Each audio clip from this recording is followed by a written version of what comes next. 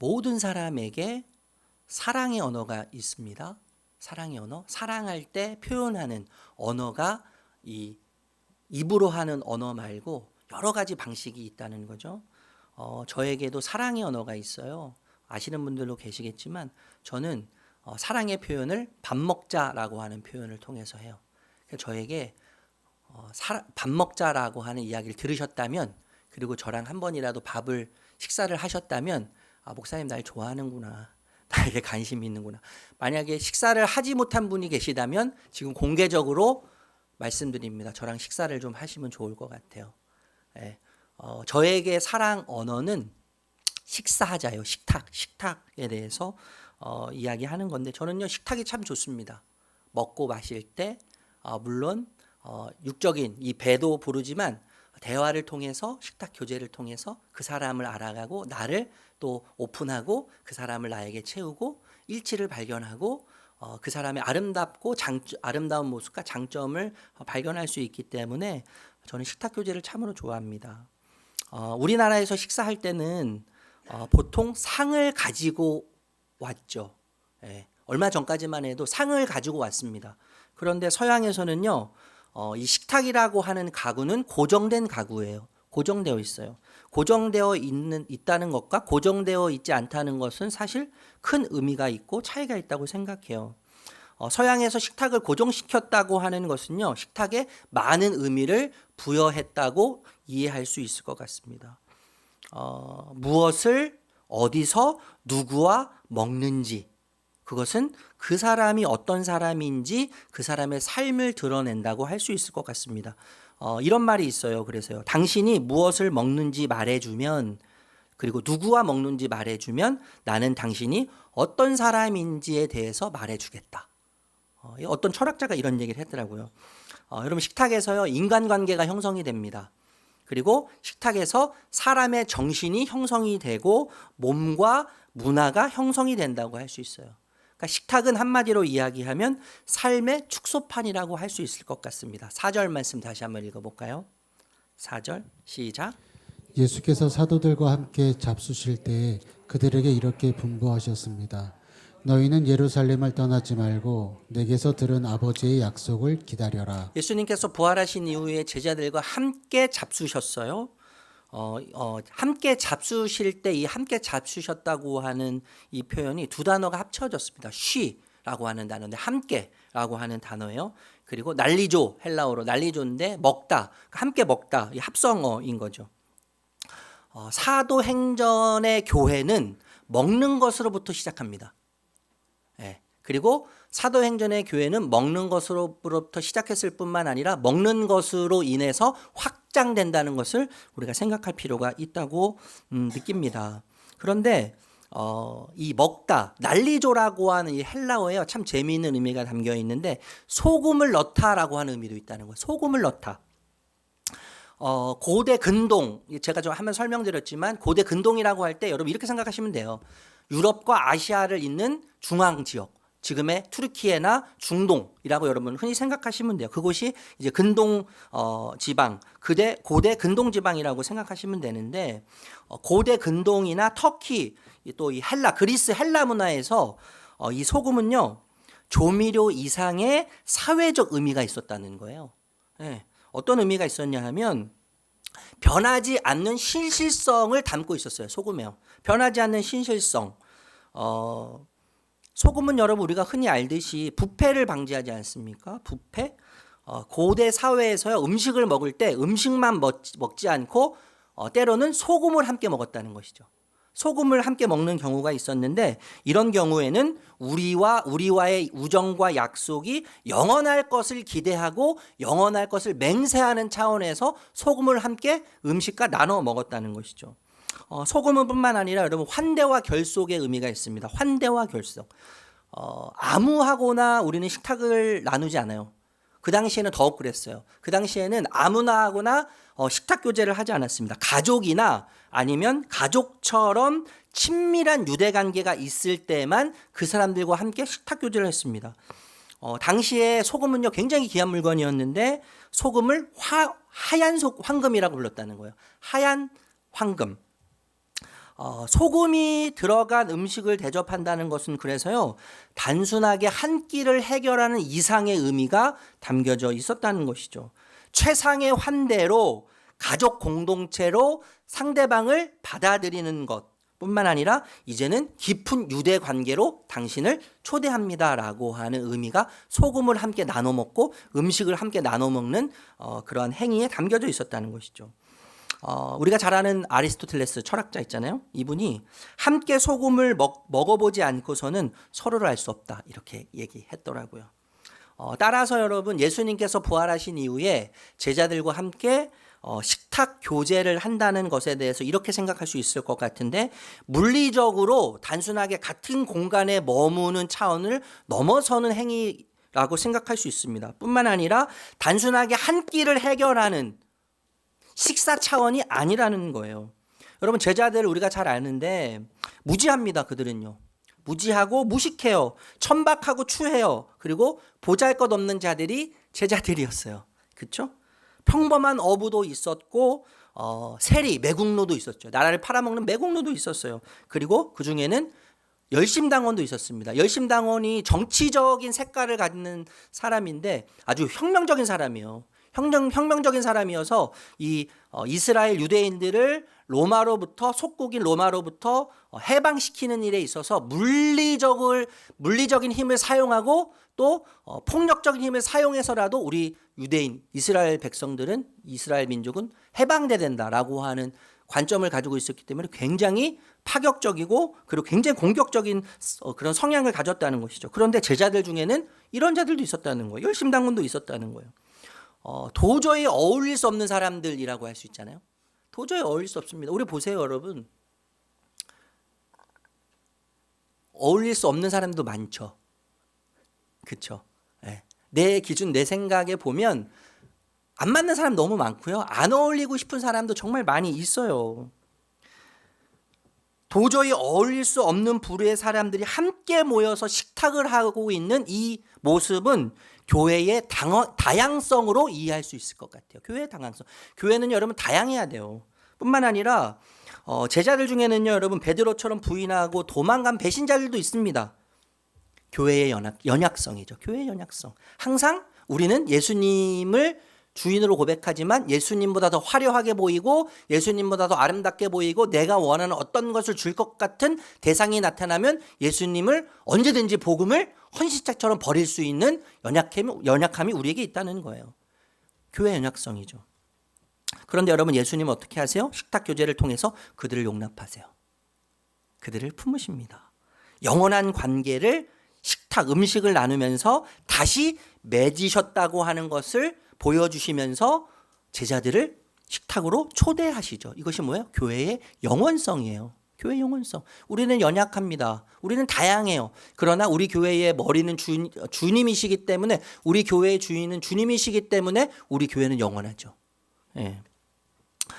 저는요, 여러분, 개척하면서 제 목회 철학을 이야기할 때 교회 망합니다라고 하는 얘기를 정말 많이 들었어요. 목사님, 그렇게 하면 교회 망합니다. 그렇게 하면 교회 문 닫습니다. 우리가 지금 이제 실천하고 있지만 저 뒤쪽에 한강 라면 기계도 갖다 놓고요. 또 간식도 풍성하게 준비하는 이유는 다른 것이 아닙니다. 단순히 먹으려고 하는 게 아니에요. 그런 차원이 아니라 식탁 공동체, 휘날리족, 휘탁 공동체, 온기 공동체, 가족 공동체의 의미를 새기기 위해서 먹고 마시는 공동체를 꿈꾸는 겁니다. 저는 참 이 시간을 빌어서 다시 한번 감사드리고 싶은 분들이 계시는데, 무명으로 반찬 봉사하시는 분들께 너무나 감사의 말씀을 드려요. 예. 여기 단톡방이 하나 있습니다. 근데 자원해서 단톡방이 만들어진 거예요. 그리고 그 이후에 자원하는 마음으로 그 단톡방에 막 들어오셔서 제가 이번 주에는 누구를 이렇게 부탁하지도 않는데 그 안에서 제가 이번 주에는 뭘 해가겠습니다. 정성껏 준비하셔서 그렇게 자원하는 마음으로 하시는 게 저는 복음적 반응이라고 생각합니다. 몰래요, 여러분, 저 라면을 갖다 놓으시는 분들 계시고 과자를 갖다 놓으시는 분들도 계시고 음료수, 간식을 채워 놓으시는 분들도 계세요. 저는 우리 청소년들이 또 우리 장년분들이 교회에 마음껏 와서 차를 드시고 교제를 하고 쉬다가 또 우리 아이들은 배가 부르면서 만족감을 누리면서 가는 사랑방 같은 교회가 되면 좋겠고 문턱이 낮은 교회가 되면 좋겠습니다. 그래서 간식을 모르게 와서 채워놓고 가시는 분들이 계세요. 제가 그분들의 모습을 보면서 나도 한번 채워놓아야 되겠다고 해서 아주 가뭄에 콩나듯 제가 어쩌다가 이렇게 채워놓을 때가 있어요. 가뭄에 콩나듯. 그런데 우리 성도님들이 참 아낌없이 그렇게 채워주시는 걸 보면서 제가 우리 교회는 망하지 않겠구나. 우리 교회는 절대 문 닫지 않겠구나라는 것을 다시 한번 느끼게 됩니다. 혹시 하나님의 마음을 주셔서요, 라면도 과자도 음료수도 간식을 채워놓기 원하시는 분들이 계시다면 우리 김윤미 집사님, 우리 김과혜 간사님께 문의하시면 됩니다. 그럼 얼마든지 기쁨으로 하실 수 있습니다. 그런데 여러분, 2000년 전에 제자들을 식탁 공동체로 예수님이 부르셨는데 2000년이 지난 이후 오늘날 예수님은 여전히 저와 여러분을 식탁 공동체로 부르고 계신다는 거예요. 그 식탁 공동체로 부르고 계신데 그 식탁 공동체로 초청하시는 방식이 무엇인지를 생각해 볼 필요가 있어요. 여러분, 예수님은 말씀이십니다. 그죠? 그냥 말씀이 아니라 육체로 오신 생명의 말씀이세요. 네. 생명의 말씀인데 예수님을 받아들이고 예수님을 먹고 마실 때 예수님을 먹고 마시는 자로 하여금 영양분이 되고 뼈가 되고 피가 되고 살이 되게 하시는 분인 거죠. 살이 되는 능력이 나타나는 것입니다. 그래서 말씀이신 예수님을 먹을 때 예수님으로 살게 하죠. 그 말씀이 내 안에 들어와서 말씀으로 살게 해요. 말씀으로 만족하게 해요. 그리고 오직 예수가 결론인 삶이 무엇인지를 고민하면서 말씀으로 예수가 결론인 삶을 살아내게 하십니다. 네, 이게 말씀의 능력이에요.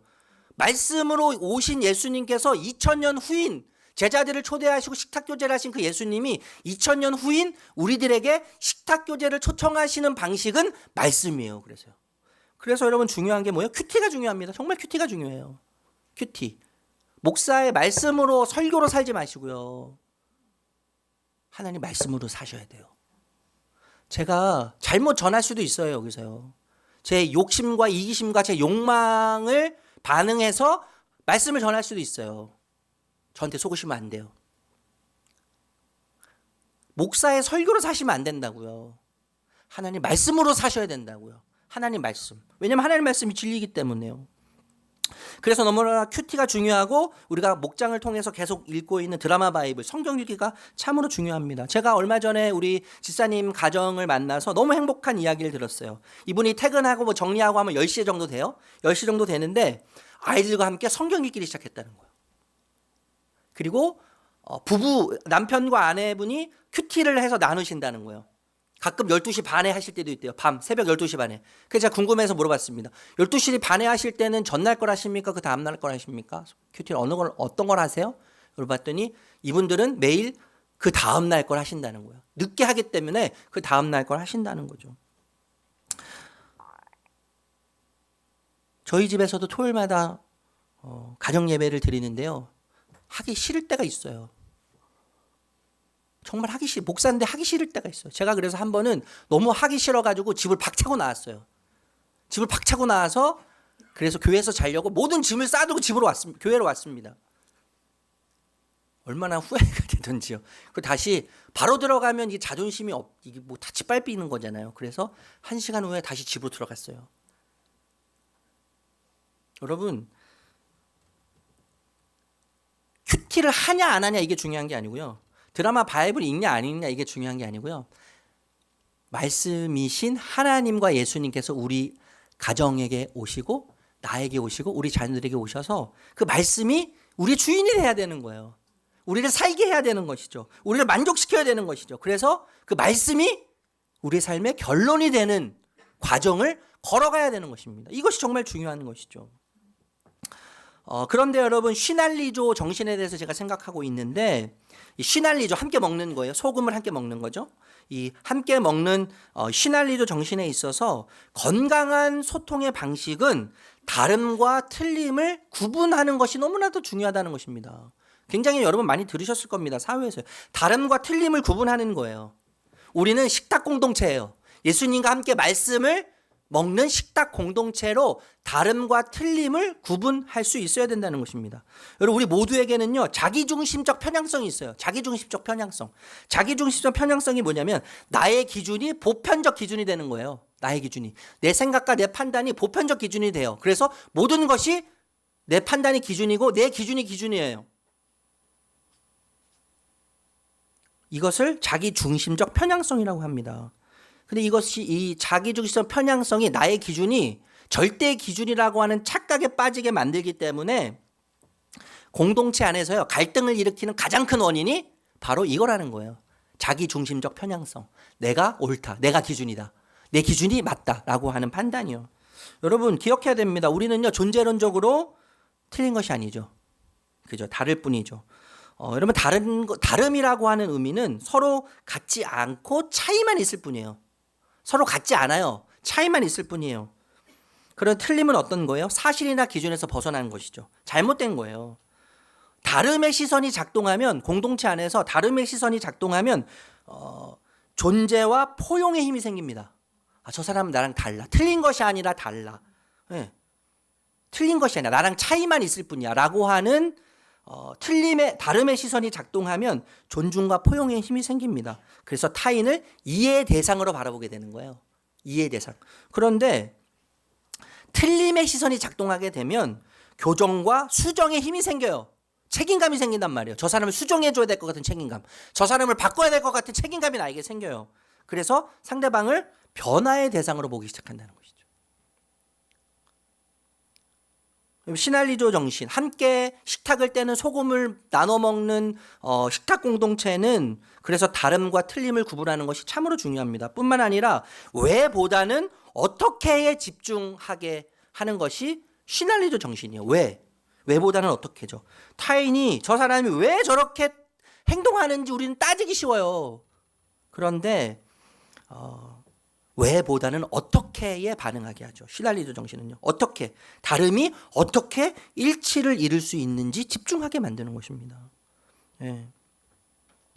그래서 여러분, 틀림, 차이점에 매몰되기보다는 복음과 예수 안에서 공동의 가치가 무엇인지, 우리는 다르지만 차이는 있지만 하나님께서 부르셔서 우리를 식탁 공동체로 묶으셨는데, 그렇다면 복음과 예수 안에서 우리는 어떤 공동적 가치를 추구해야 되는지를 지속적으로 묻게 하는 것입니다. 그래서 그런 공동체는 조화와 일치를 추구하게 되는 것이죠. 조화와 일치. 서로의 개성을 존중하고 인정합니다. 동시에 하나의 맛을 어떻게 내는지 고민하면서 하나의 맛을 내기 위해서 힘쓰는 거예요. 여러분, 소금이요, 너무 짜면, 너무 많으면 짜요. 그리고 너무 소금이 없으면 싱거운 거 아니에요? 서로의 다름을 인정하되 적절한 예의가 필요한 거죠. 이 건강한 거리예요. 건강한 거리. 건강한 두 개가 필요한 것이죠. 여러분, 다름과 그래서 틀림을 이렇게 이해할 수 있을 것 같아요. 다름은요, 풍요로운 공동체를 만듭니다. 다름은 풍요로운 공동체를 만들고, 틀림은 공동체를 바로잡아요. 틀림도 필요해요. 바로잡는 것도 필요해요. 그렇지만 다름을 틀림으로 이해하고 규정하는 순간 공동체는 무너지기 시작하는 거예요. 틀림과 다름, 공동의 가치, 그렇죠? 너무나 중요하고 너무나 소중한 거죠. 왜보다는 어떻게에 집중하는, 이게 뭐냐 하면 세 분이시면서 한 분이신 삼위일체 하나님이 존재하는 방식의 본질이라는 것이죠. 4절 말씀 다시 한번 읽어볼게요. 4절 시작. 예수께서 사도들과 함께 잡수실 때에 그들에게 이렇게 분부하셨습니다. 너희는 예루살렘을 떠나지 말고 내게서 들은 아버지의 약속을 기다려라. 예루살렘에서 기다리라고 예수님께서 말씀하세요. 예루는 소유 이런 뜻입니다. 소유, 거주 이런 뜻이고, 샬롬 평화란 뜻이에요. 예루살렘은 평화의 거주, 평화의 소유 뭐 이런 뜻이라고 이해할 수 있겠죠. 예수님께서 제자들에게 예루살렘을 떠나지 말고 아버지의 약속을 기다리라고 말씀하세요. 여러분, 왜 예루살렘일까요? 뭐 갈릴리도 있고요. 여러 지역이 많은데 왜 하필 예루살렘에서 약속을 기다리라고 말씀하셨습니까? 왜 하필 예루살렘입니까? 수많은 지역 가운데요. 여러분, 예루살렘은요, 메시아인 예수님이 십자가에 돌아가신 죽음의 장소예요. 죽음의 장소. 그리고 공포의 장소입니다. 이 제자들은 예수님께서 정치적 메시아, 로마로부터 이스라엘을 해방시켜 줄 것이라고 하는 기대를 갖고 있었어요. 그런데 그 기대가 완전히 무너진 장소죠. 예수님이 죽으심으로 완전히 무너진 장소예요. 실망의 장소예요, 제자들에게요. 뿐만 아니라 여러분, 예수님께서 십자가 못 박혀 죽으실 때 제자들이 다 예수님을 부인하고 도망갔습니다. 그러니까 제자들에게 예루살렘은 어떤 곳이에요? 예수님을 버리고 도망쳤던 실패의 장소예요. 실패 장소. 한마디로 트라우마의 장소가 예루살렘이죠. 제자들의 트라우마의 장소가 예루살렘인 거예요. 예수님은요, 그런 트라우마가 있는 제자들에게 아픈 기억으로부터 도망치기를 원치 않으셨던 것 같아요. 원치 않으셨던 것 같아요.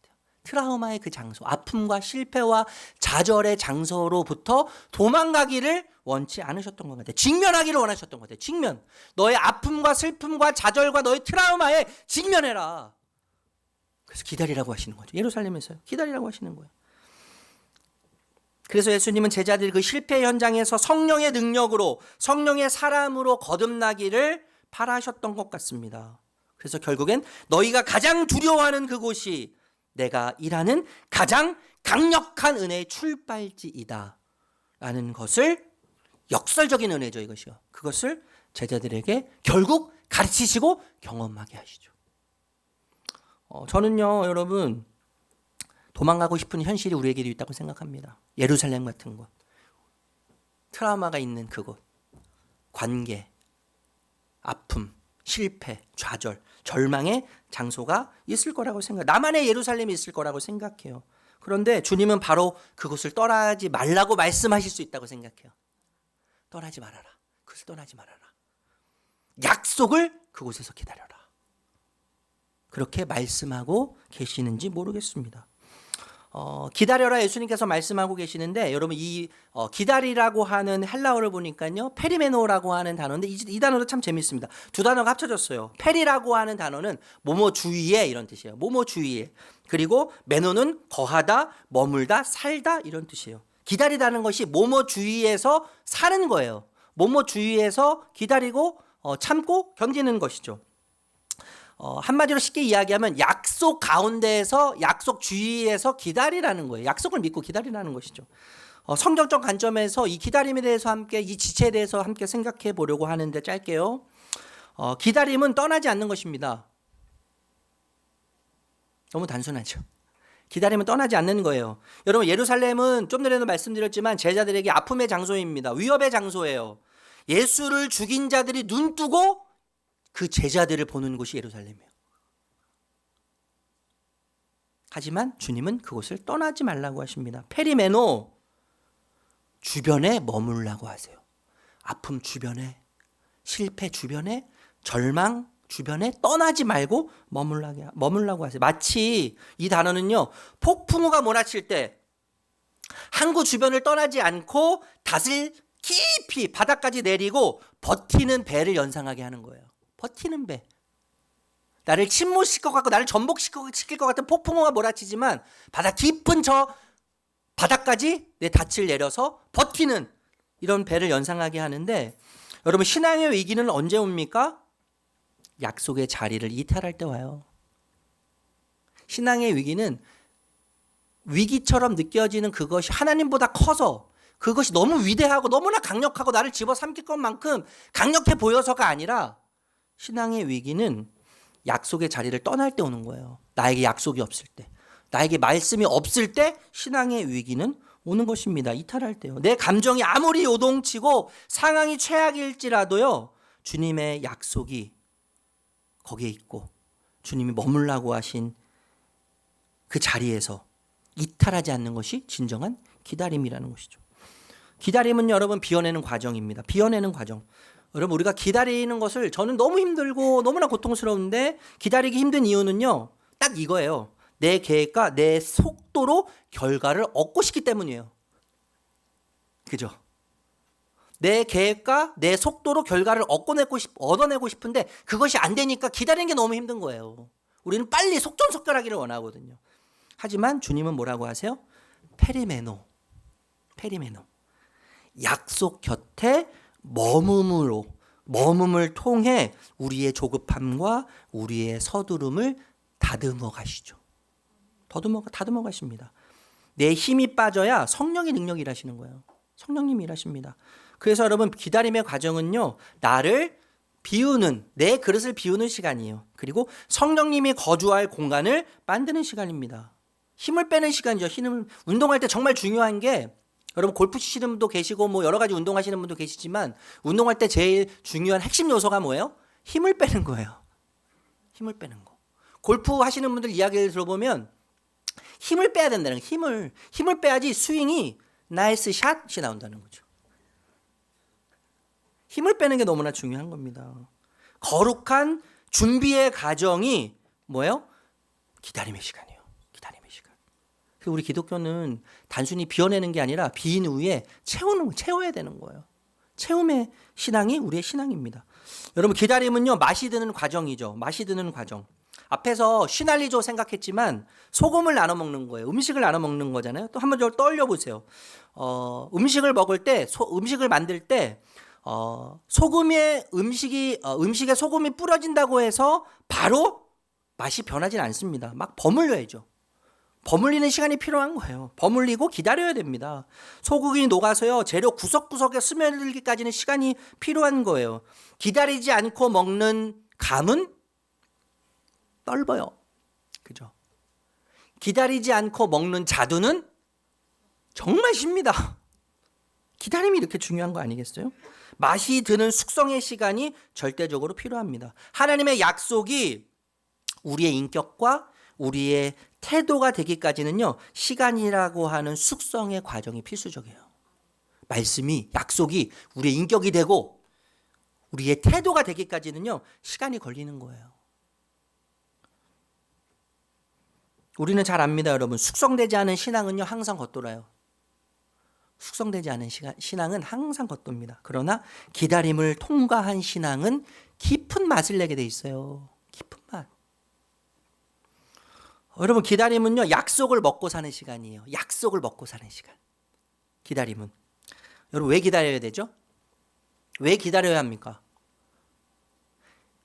하나님 아버지의 약속이 있기 때문에 기다릴 수 있는 거예요. 하나님 아버지의 약속 때문에 기다려야 하는 것입니다. 그리고 기다릴 수 있는 거예요. 내 안에 들려주신 약속의 말씀을 되새기면서 마치 되새길 때 소금을 먹듯이 소금을 먹으면서 되새기듯이 하나님의 약속의 말씀을 계속 되새기는 것이죠. 그 말씀이 내 삶에서 맛을 낼 때까지 기다리는 거죠. 그 약속의 말씀이 내 삶에서 맛을 낼 때까지 기다려야 되는 거예요. 그래서 인내의 과정은 필수입니다. 기다림은요 여러분 그래서 세상의 소음을 듣는 시간이 아니에요. 세상의 소음을 듣는 시간이 아니라 주님의 음성에 머무는 페리메노. 주님의 말씀, 주님의 약속 주변에서 머물면서 살면서 기다리는 시간이 페리메노. 기다림의 시간이라는 것입니다. 기다림은요 여러분 뿌리를 내리는 과정이에요. 뿌리를 내리는 과정. 뿌리는 우리 눈에 보이지 않습니다. 그래서 실망해요. 눈에 보이지 않기 때문에 열매가 보이지 않기 때문에 뭔가 자라나는 속도 자라나는 것이 우리 눈에 보이지 않기 때문에 우리가 정말 실망해요. 낙심해요. 그런데 뿌리는 시간이 지나면서 점점점 더 깊이 심연에 뿌리를 내리는 것입니다.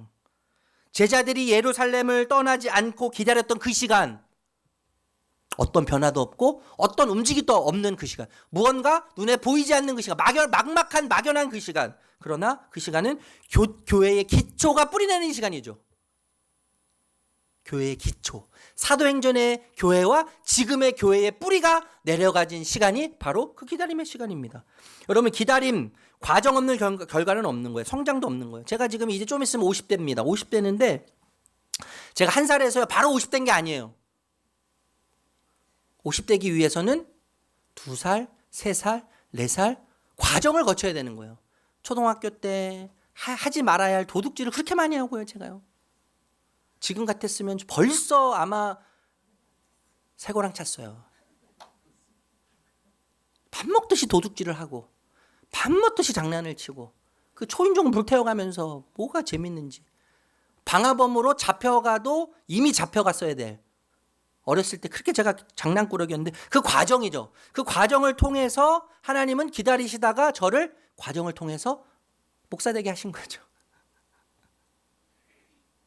1살에서 50살 바로 되지 않아요. 과정이 필요한 거예요. 모든 과정. 여러분 과정이 생략된 성량은요 쉽게 쓰러집니다. 쉽게 무너집니다. 하지만 기다림의 과정을 거친 믿음은 쉽게 요동하지 않는 것입니다. 여러분 혹시 위로 자라지 않는 것 같아서 불안하십니까? 열매가 없는 것 같아서 조급하십니까? 지금은 우리의 눈에 보이지 않는다고 할지라도 여러분의 믿음을 아래로 더 깊은 심연으로 뿌리 내리시는 중이라는 것을 기억하시기 바라요.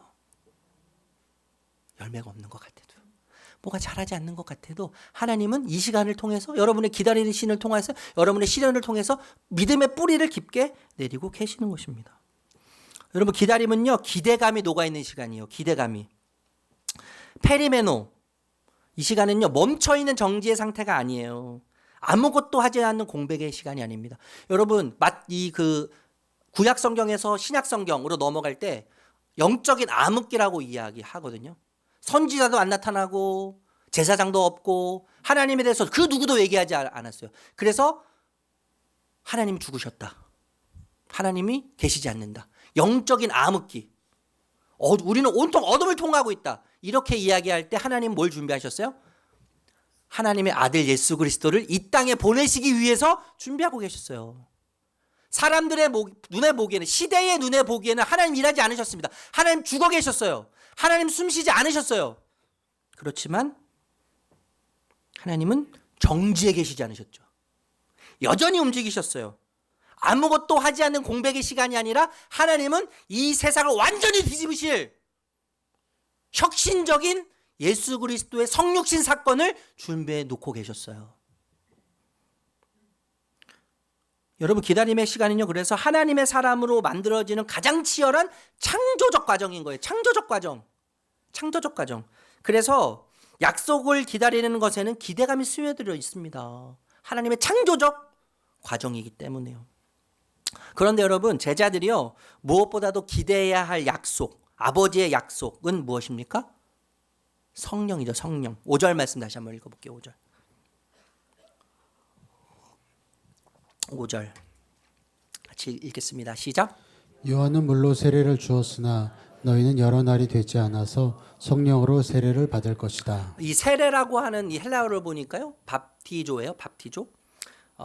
담그다, 적시다, 씻다 이런 의미도 있는데 염색할 때 색을 입히잖아요. 색이 입히는데 염색하다 이런 뜻도 있습니다. 그 재미있는 해석이 있는데 그 뜻이 있는데 멸망시키다라는 뜻도 있어요. 여러분 성령이 임재하면, 성령 세례는 성령이 임재하는 것인데 성령이 임재하면 이 물 세례와 동일하죠. 일회적이에요. 단회적이에요. 한 번만 받으면 돼요. 구약 시대에는 성령님이 오시면, 하나님의 영이 오시면 사람이 죄를 짓거나 문제가 생기면 하나님의 성령이 신이 떠나갔습니다. 그런데 이 사도행전 이후부터 예수님이 약속하신 성령의 약속 이후부터는 성령님이 오시면 떠나가지 않아요. 한 번 오시면 떠나가지 않아요. 그래서 여러분 성령을 받고 예수를 믿었는데 지금은 개판으로 살아. 우리 자녀들. 우리 부모들 예수 떠나서 살아요. 우리 형제들 예수 떠나서 살아도 절대 벗어날 수가 없어요. 하나님을 떠날 수가 없습니다. 복음을 떠날 수가 없어요. 왜냐하면 성령님이 인치고 계시기 때문에. 도장을 찍어 놓으셨어요. 내 거라고. 도장은 내 거라고 하는 소유의 의미가 있는 거죠. 하나님은 성령으로 인치셨어요. 도장을 찍으셨어. 너는 내 거야. 아무리 도망가려고 하더라도 넌 도망갈 수 없어. 그러니까 벗어날 수 없습니다. 그러니까 염려하실 필요가 없어요. 우리 그 다시는 기도해야 될 필요는 있죠. 여러분 성령 세례, 성령님이 오시면요 놀라운 변화들이 일어나는데 정체성의 변화가 있지 않습니까? 하나님의 아들, 딸이라고 하는 새로운 정체성. 성령께 완전히 잠김으로 자기중심적, 자기의 옛 자아는 죽습니다. 새로운 정체성으로 태어나는 거예요. 새로운 정체성을 갖고 다시 태어나기 위해서는 죽어야 돼요. 멸망해야죠. 멸망. 그래서 세례라고 하는 의미에 멸망이라는 의미가 있는 거예요. 나는 하나님 죽었습니다. 성령님이 나를 책임져 주십시오. 그래서 성령 세례는 여러분 주도권의 전환이 있습니다. 주도권. 뿐만 아니라 성령 세례를 받으면요 하늘 가족으로 입성하는 거예요. 하늘 가족으로요. 우리는 성령을 받는 순간 예수 그리스도를 고백할 뿐만 아니라 교회의 몸 대신 그리스도의 지체로 우리는 부르심을 받는 것입니다. 소금을 나누는 공동체, 시날리조, 식탁을 나누는 공동체 뿐만 아니라 페리메노, 기다림, 실제로 가능해지는 힘은 성령으로부터 나오는 것입니다. 이게 너무나 중요한 거죠. 우리가 기다리고 싶다고 해서 기다릴 수 있는 것이 아니에요. 함께 식탁을 나누면서 다름과 틀림 사이에서 다름을 선택하면서 조화와 일치를 선택할 수 있는 궁극적인 힘은, 동력은 성령님께 있다는 것입니다. 우리의 힘으로 될 수 있는 것이 아닙니다. 성령은요, 각기 다른 배경과 성격을 가진 사람들을 하나의 영으로 묶으시죠. 하나로 묶으세요. 성령은 다름을 하나로 묶는 강력한 접착제와 같으신 분이에요. 우리를 묶으세요. 갈등과 분열이 심한 곳에 성령 세례는 서로의 다름을 인정하고 평화를 누리는 동력이 되게 하시는 것입니다. 뿐만 아니라 성령은요, 메신저로 부름 받은 자로서 삶을 살게 하세요. 무슨 말이냐면 메시지를 전달하는 자인데, 앞으로 이제 우리가 살펴보겠지만 메신저의 가장 핵심적인 요소는 뭐냐 하면, 나를 메신저로 불러서 전할 내용을 주셨는데 그 전할 내용을 있는 그대로 전하는 거예요. 더할 필요도 없고 뺄 필요 없고 계산할 필요도 없고 내 생각을 집어넣을 필요도 없습니다. 그냥 주인이 나에게 전달하라고 하는 내용을 전달하면 되는 거예요. 그 전달하는 메신저로서의 삶을 살게 하시는 분이 성령님이시라는 거죠. 이 세상 속에 신자답게 사는 능력, 도덕적 용기와 부르심의 능력을 힘입어서 무기력한 신앙생활에서 벗어나서 현실을 예루살렘 삼아, 아까도 말씀드렸잖아요. 현실을 예루살렘 삼아서 버티고 이겨낼 힘을 얻게 하는 것이 성령님입니다. 여러분, 우리 개척한 지 이제 2년 조금 넘었지만 우리 교회 개척 9월 17일 2023년 9월 17일 개척 분립개척 날짜가 딱 정해졌는데 한 달이 되도록 장소가 안 구해지는 거예요. 제가 열심히 달리면서 기도했습니다. 하나님, 돈을 주십시오. 하나님, 돈이 필요합니다. 돈. 이 돈으로는 계약이 안 돼요. 장소를 구할 수 없어요. 제가 달리면서 얼마나 많이 돈을 구하는지 몰라요. 잠자가다가도 하나님 돈을 주십시오. 중간에 깨서도 하나님 돈을 주십시오. 근데 하나님 저에게 돈을 안 주시더라고요. 하나님에게 돈을 안 주시고 저에게 성령을 주시더라고요. 저에게 돈을 안 주시고 성령을 주시면서 너의 염려와 근심과 걱정 대신 나를 채워넣어라. 내 영인 성령을 채워넣어라. 성령으로 기대하게 하셨어요. 그래서 이곳에 여러분, 아름다운 교회가 이렇게 세워진 거 아니겠습니까? 성령입니다. 성령. 앞으로도 계속 성령에 대해서 제가 말씀드리겠는데 이제 말씀을 좀 마무리하려고 해요. 여러분, 제자들을 생각할 때 제자들은 예루살렘을 떠나지 않고 막막함 속에서 약속을 믿고 기다렸습니다. 하나님은요, 우리의 관심은 항상 결과지만 하나님의 관심은 결과보다 약속을 믿고 기다리는 우리의 과정과 인내를 더 기뻐하시고 소중히 여기신다는 것을 기억하시면 좋겠습니다. 그 과정, 기다림은 결과를 주시는 하나님과 우리와의 관계가 더 깊이 뿌리내리는 시간이에요. 뿌리내리는 시간. 하나님, 여기에 관심이 있으세요. 결과에 관심이 아니라 이 과정, 하나님과 더 깊어지는 관계에 하나님은 관심이 있으시다는 거예요. 그리고 그렇게 기다린 제자들은 비로소 주님과 더 깊은 쉬날리죠. 식탁을 나누게 되죠. 식탁을 나누게 됩니다. 그 관계 안으로 들어가게 됩니다. 그 기다림의 끝에서 제자들은요, 단순히 무엇을 얻고 무엇을 쟁취하고 무엇을 성취하는 사람이 아니라 성령으로 완전히 물든 사람이 되었어요. 성령으로 완전히 물든 사람이 되었습니다. 그리고 성령의 이끄심을 따라 성령의 열매를 맺는 사람이 되었어요. 제가 예전에 한번 말씀드렸지만요, 여러분, 성령의 이끄심을 따라 성령 충만이라는 것은 성령의 은사가 나타나는 삶을 말하는 것이 아니에요. 성령의 은사가 나타나서 방언하고 예언하고 그런 것들이 결코 아닙니다. 뜨거운 감정적 체험이 성령 충만이 아니에요. 성령 충만은 성령의 열매를 맺는 것인데, 성령의 열매는 하나님의 성품이죠. 하나님의 성품. 우리의 삶을 통해서 하나님의 성품이 드러날 때, 내 성품이, 내 못난 성품, 강난 성품, 삐뚤어진 성품, 뾰족한 성품이 하나님의 성품, 성령으로 다듬어져서 하나님의 성품을 닮아갈 때, 그것이 뭐예요? 성령 충만입니다. 성령 충만이에요. 그래서 우리는요, 성령 충만으로 사는 자들, 하나님의 성품으로 사는 자들이에요. 봉사할 때, 섬길 때, 교회 안에서 성령의 은사로 사역하면 안 돼요. 성령의 은사로 사역하면 항상 문제가 일어나요. 하나님의 성품, 성령의 열매로 사역해야 되는 거예요. 성령의 열매. 그래서 여러분 제자들은요, 무언가를 얻고 찾는 사람이 아니라 성령으로 완전히 물든 사람이 된 것입니다. 성령으로 완전히 물든 사람. 여러분 영적인 희열 있지 않습니까? 성령으로 물든 사람. 영적인 긴장감이 있는 거예요. 하나님께서 그리스도를 따르도록 우리를 부르신 이유는 우리가 가지고 있는 개인적인 능력이 축출해서가 아닙니다. 뛰어나서가 아니에요. 성령께서 우리를 도우시기 때문이죠. 성령께서 우리를 도우시기 때문에 우리를 부르신 것입니다. 영원한 약속 안에서 단순히 무언가를 얻고 갖고 성취하는 그런 사람이 아니라 그런 차원을 넘어서서 성령으로 완전히 물든 사람으로 하나님이 우리 모두를 이끌어 가시기를 축복합니다. 그래서 우리를 통해 성령의 열매, 성령의 일하심이 충만하며 그 은혜 속에서 우리의 삶의 여정 가운데 주님이 이미 허락하신 승리의 영광을 누리시면서 하나님을 더욱 사랑할 수 있는 저와 여러분들이 되시기를 존귀하신 예수님의 이름으로 축복합니다.